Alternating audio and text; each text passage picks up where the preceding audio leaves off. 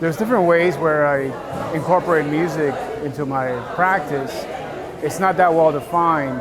There's no one-to-one connection.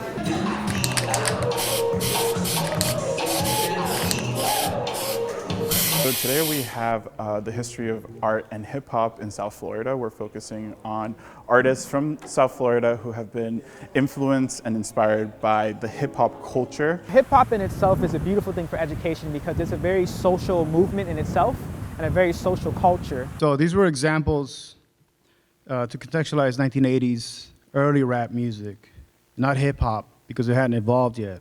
And so it's very, very important to understand the basis of what it represents because it came out through a time of great oppression and also depression in itself. Mickalene Thomas, perfect example of mixing art with music. Some of the images or some of the artists that I chose dealt with connecting music within art. She actually also samples, so appropriation. And she even titles it so that you guys know that this is the luncheon on the grass.